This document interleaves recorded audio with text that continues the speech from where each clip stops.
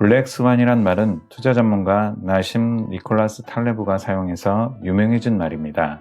그는 1987년 블랙 먼데이, 2001년 9.11 테러, 2008년 서브프라임 모기지 사태를 설명하기 위해 블랙스완이라는 표현을 사용합니다.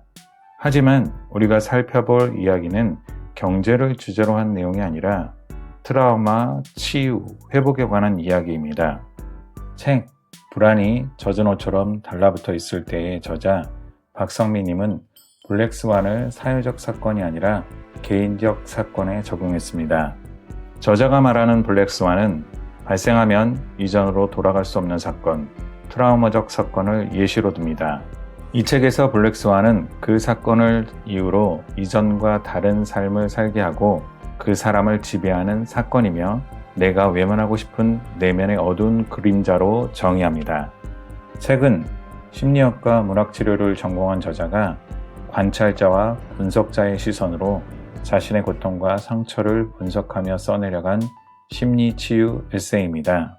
저자는 중학교 때 어머니에게 폭력을 가하는 아버지를 목격하며 고통받는 나와 그런 나를 관찰하는 분리의 경험을 하게 됩니다. 그 후 저자는 고3 시기에 근육 이상이 진행되어 몸이 뒤틀리고 굳어버려 응급실에 실려갔습니다. 그 와중에 아버지는 그런 저자를 갖다 버렸으면 좋겠다고 언어폭력을 행사합니다. 저자는 이런 블랙스완 사건을 겪으며 불안과 우울 속에서 살아가게 됩니다. 성인이 된 저자에게 불안 발작이 따라다닙니다. 처음에는 밤에만 불안 발작이 일어났던 것에서 나중엔 낮에도 대중교통에서도 시도 때도 없이 일어났습니다. 그리고 발작의 빈도나 속도도 빨라집니다. 저자는 책에 이렇게 말하고 있습니다. 나의 일부가 되어버린 불안과 우울을 떼어내야 했다. 불안과 우울을 떼어내고 상처를 마주하기 위해 저자는 글을 쓰게 됩니다. 성장하기 위해 치유와 회복을 위해 블랙스완 글쓰기를 시작합니다. 저자는 현재 위치를 정확하게 파악하기 위해 글을 썼습니다. 고등학교 이후 저자는 아픈 사람이었고 그걸 숨기기 위해 노력했지만 그럴수록 예기치 못한 증상들이 나타났습니다.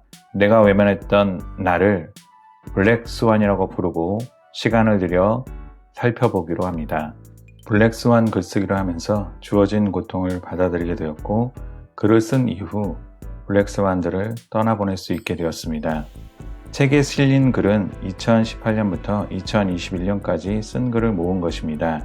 이 글을 분석해 자문화 기술지라는 방법으로 논문을 쓰기까지 합니다. 저자는 자신의 불안, 가족에 대한 미움, 고통의 시간을 지나치게 솔직하고 진솔하게 우리에게 꺼내놓습니다. 그러나 저자의 이야기를 듣다 보면 저자의 개인적 경험이 나의 경험과 연결되는 경험을 하게 됩니다. 어쩌면 저자의 글들은 불안, 우울, 미움, 고독 등을 경험하는 우리들의 이야기이기도 합니다. 저자는 트라우마 글쓰기를 강조하며 권하고 있습니다. 트라우마는 감정만 가득 차 있는 언어화되지 않은 정보라고 합니다. 글을 쓰려고 일부러 기억의 한 지점을 선택하고 그 과정을 통해 기억의 빈틈을 찾아내는 동시에 트라우마 사건이 나에게 미친 영향에 대해 가시적으로 확인할 수 있습니다. 블랙스완 글쓰기를 통해 트라우마보다 더 큰 나를 만날 수 있다고 저자는 말합니다. 지금까지 책 불안이 젖은 옷처럼 달라붙어 있을 때였습니다. 감사합니다. 지식마인드였습니다.